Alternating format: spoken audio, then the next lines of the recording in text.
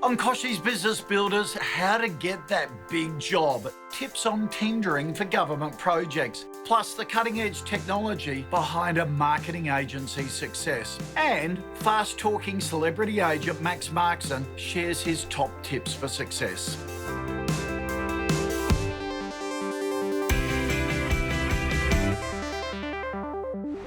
Hello and welcome to Kochie's Business Builders. How can you get a share of the billions of dollars that government spends every year?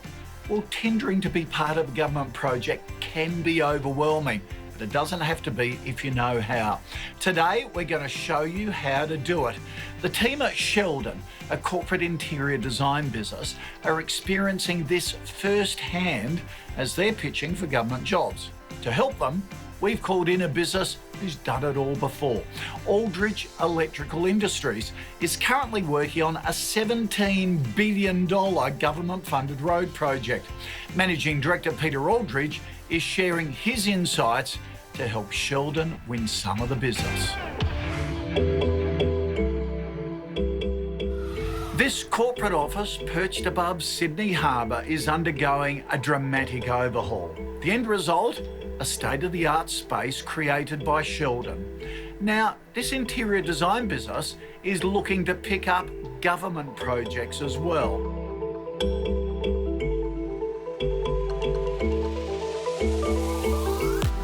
So Sheldon specialise in the design and fit-out of corporate office interiors.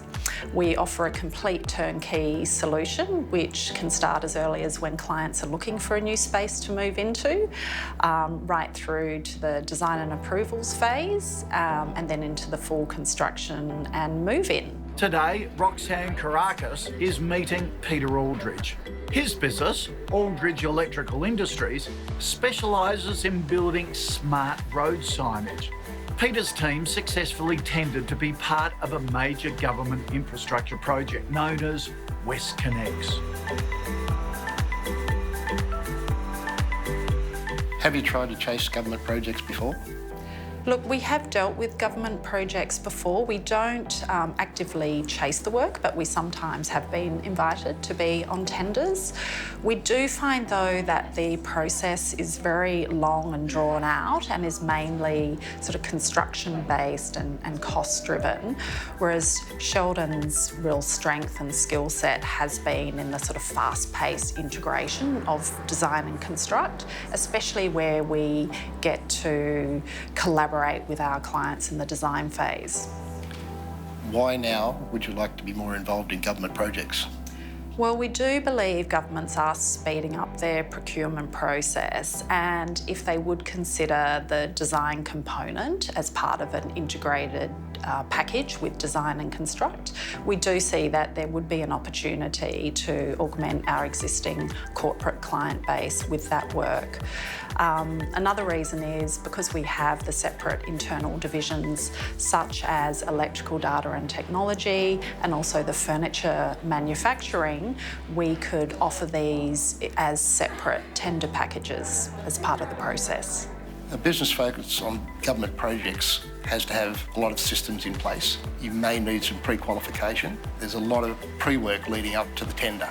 A company focused on corporate doesn't have that same issue, and it's more of a sales process rather than a long-term marketing process. It sounds like you have most of your processes in place, like quality, occupational, health and safety, absolutely, and environment. Yes. Those sort of stuff, so you're in a good position to enter into that market. Any business that markets itself as a one-stop shop is sure to stand out. Coming up, Peter shares some more tips on winning government tenders. Did you know business conditions and confidence are on the rise, which is great news? The NAB Small and Medium Enterprises Business Survey shows conditions recovered from a small dip in the second quarter, now sitting at 9 index points, which is a 20-year high. Business confidence has also bounced back, but size does matter, at least when it comes to these results. Businesses with a turnover of $5 million or more reported improvements across the board. Small business, though, is still doing it tough, reporting signs of financial loss. They're also finding it difficult to employ suitable staff. When it comes to state-by-state variations, Victorian small businesses have been the strongest performers. To read the full report, go to nab.com.au/insights.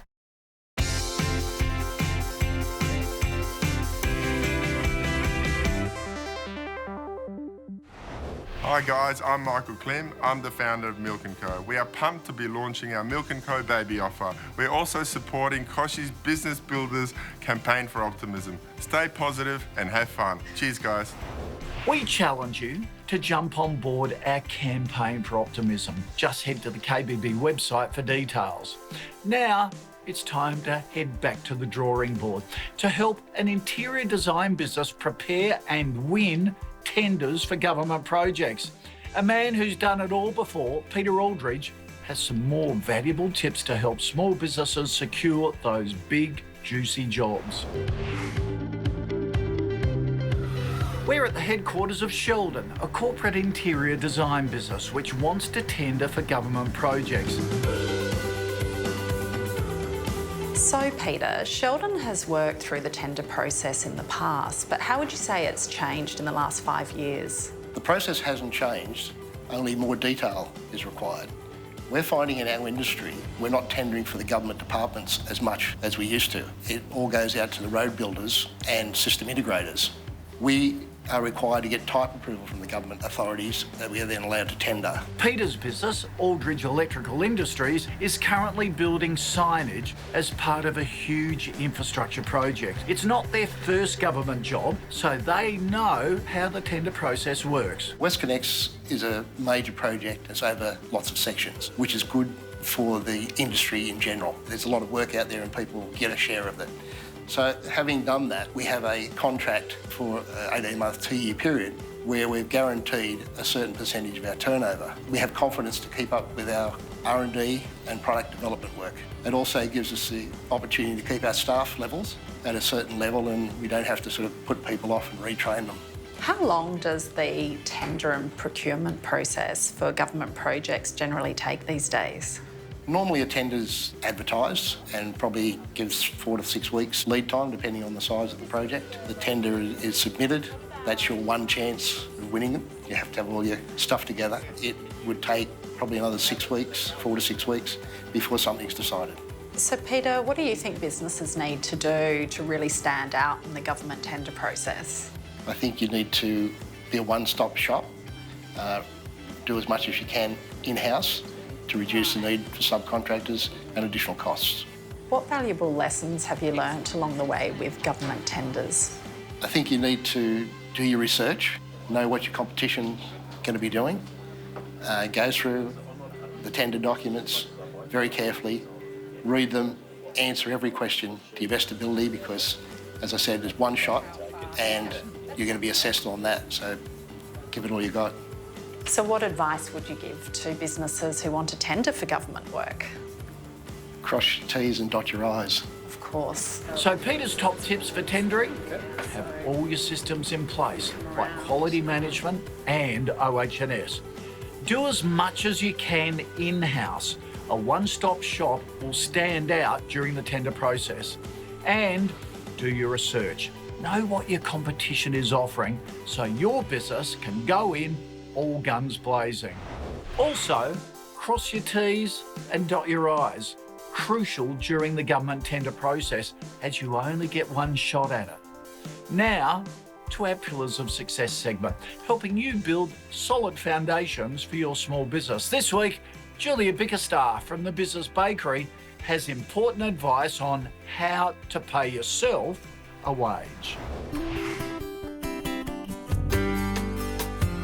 This week's pillar of success is to have a financial plan. As business owners, we rely on our businesses to provide us with an income to live off, but often we settle for taking what's left at the end of the year after all the expenses are paid, rather than setting up our businesses to deliver us the income we need. So I'd like you to think differently about the finances of your business, and I'm going to suggest you create a financial plan. Now, a financial plan looks like your yearly budget, but it's built very differently. Instead of starting with a base of what we did last year and adding a bit, we start with what you want to earn from the business business and then work back to calculate what sales the business needs to generate to make that happen. And here's a quick look at how you do it. Start by deciding what you want to take out of the business for your personal use, and add to this an amount you'll keep in the business for future plans. The sum of these two is what we need the business to generate as its after-tax profit. Now, gross this up for tax to get your net profit before tax, and then add in your overheads and marketing costs to get you to your gross profit.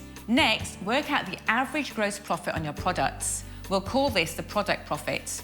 Now, divide your gross profit by the product profit, and the answer is the number of sales you'll need to make this year to generate the earnings you want. Now, this number may look a bit crazy, and you might need to play with some of the other costs like marketing to make it achievable, but at least you'll know what you need to achieve at the top line to earn what you want at the bottom line. Still to come, high-profile celebrity agent Max Markson has his tips for business success.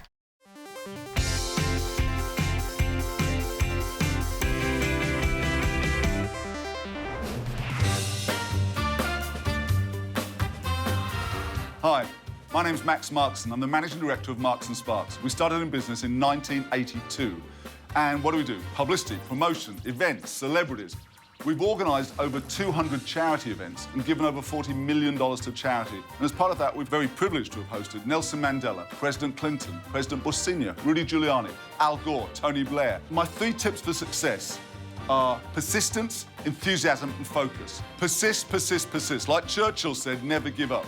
You just keep going at something, you will win. Enthusiasm, you've got to do it with a smile on your face. Enjoy what you're doing. And focus, don't get distracted. So persistence, enthusiasm and focus, you'll win every time. Whether it's in business, your personal life, socially, persistence, enthusiasm and focus. Thanks for listening to me. Cheers.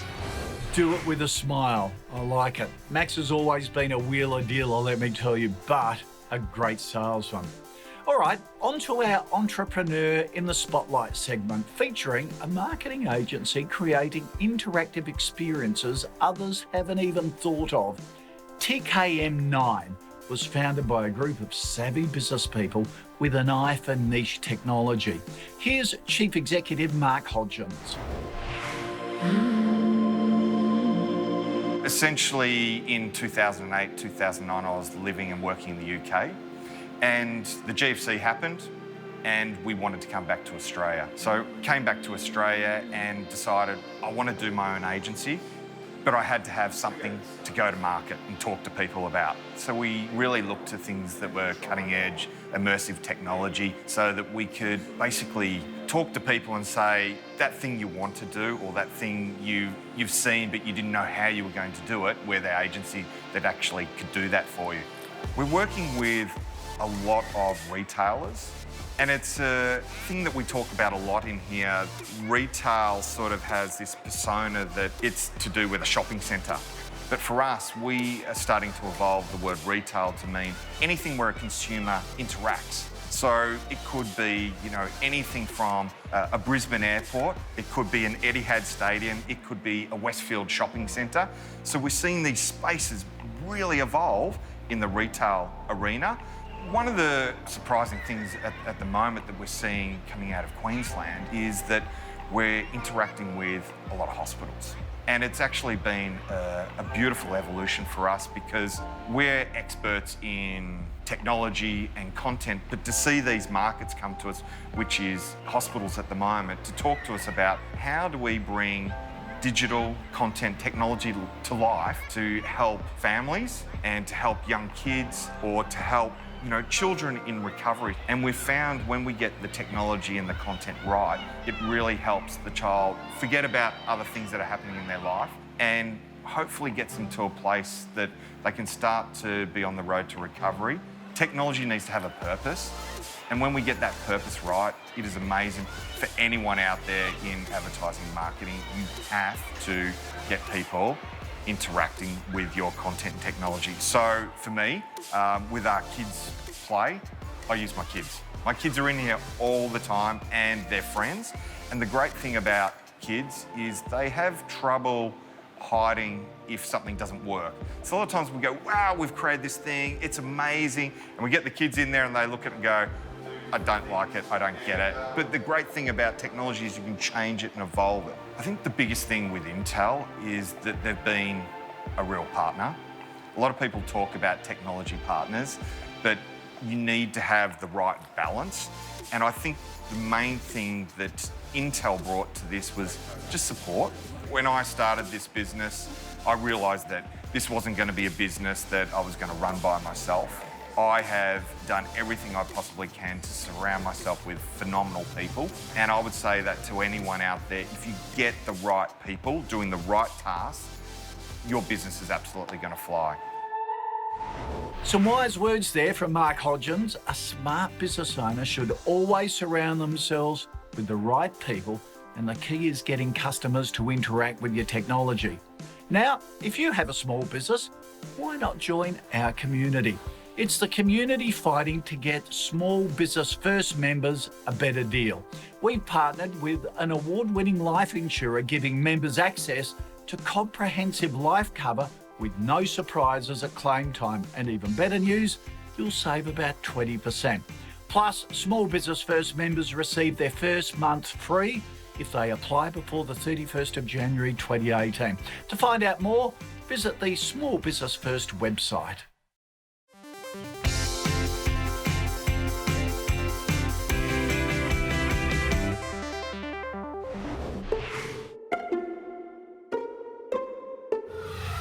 Businesses are under threat more than ever. Cybersecurity Ventures predicts that globally, businesses will fall victim to a ransomware attack every 14 seconds by 2019. So what should you be doing to protect your business and your customers? Well, first, installing an internet security suite is essential on all internet and even non-internet connected devices in your organization. And make sure that you keep your software up to date as well as licensed. Now, these suites cover more than just antivirus protection. They can include software firewalls, anti-phishing, anti-spyware, intrusion detection, and may extend to your mobile devices as well. Now, you can also choose a business plan that enables remote installation and centralized management of all of your office's devices from the cloud. Now, secondly, be sure to have a cybersecurity policy in your business that makes it clear to your teams how passwords are managed, along with rules and restrictions about opening unknown email attachments and downloading untrusted software to machines. Lastly, if you really need to ramp up on cybersecurity, you can consult a specialist to determine if a hardware firewall or around-the-clock intrusion monitoring, site-to-site virtual private networks, and other measures are needed. You know, at the end of the day, you don't have to spend a fortune to protect your business, and for a relatively small amount, you can avoid costing your organization a stack of money later on. Now to our Ask Kochie segment. This week, Philippa got in touch asking how to start meetings on time, especially when staff are connecting remotely. We called in an expert from Intel to help with the answer. I'm Philippa from Italian Tours. We design and lead boutique small group tours to Italy, and we've just celebrated the 10-year anniversary of our first ever tour. We hold a lot of meetings, presenting our tours as well as planning and brainstorming new ideas. These meetings often involve interstate clients or travel agency partners or suppliers and other contacts over in Italy. But getting connected and starting on time is often impossible, particularly when we're trying to connect to presentation screens in meeting rooms. What's a solution that will allow us to run these meetings as efficiently as possible, starting on time and easily connecting to people who aren't in the office? That is such a great question, Philippa. Thanks so much for getting in touch, because when it comes to problems like this, you're not alone. Meetings are the bane of all our lives. Mike, how common is this problem, and how can Philippa tackle it? Kochie, it's a great question. It's actually a common problem across all businesses, regardless of their size. In fact, research suggests, on average, it takes about 8 minutes for a meeting to even get started. Now, we've all been there trying to connect our screens to our laptops and trying to dial in other participants, and even having to share the presentation to those delegates outside the meeting room to actually get the meeting started. However, thankfully, there are simple solutions out there, such as Intel's Unite app, for example. Okay, so tell me how that works. Okay, so it's quite simple. When you walk into a meeting room, you open up your laptop and connect to the service using a 4-digit secure PIN. Third parties and other delegates that are away from the office do exactly the same thing, but once you're up and running, it's quite easy to start presenting to those other delegates that are in the meeting, and with just one click, you can share your presentation or move to another presenter if you wish. You can even annotate the meeting as you go if you want to. No, you can annotate along the way. Yeah, pretty simple. Wow, sounds terrific. So, how do you set it up though? What do you need to do? Okay, only a few things. So you first of all need an Intel Core-based mini PC that lives in the meeting room. You can move that around if you want to. Right. Once you've got that, all the other delegates need to install the Intel Unite app. Only takes a couple of minutes, pretty easy to do. So it's app-driven. It is indeed. That is fantastic. Sounds such an easy solution. It's wireless-based as well, with less time messing around with technology. You might even end up starting your meetings a little earlier, Philippa, so you can go out and enjoy the Italian culture and a cup of coffee. Don't you wish we were there, Mike? I do indeed. Sounds good to me. For more information, go to the Intel Tech Hub, which is on the KBB website. Good luck with it, and let us know how you go. We'd love your feedback. Next week on Kochie's Business Builders, how to use Facebook advertising to supercharge your sales. See you next week for more Kochie's Business Builders.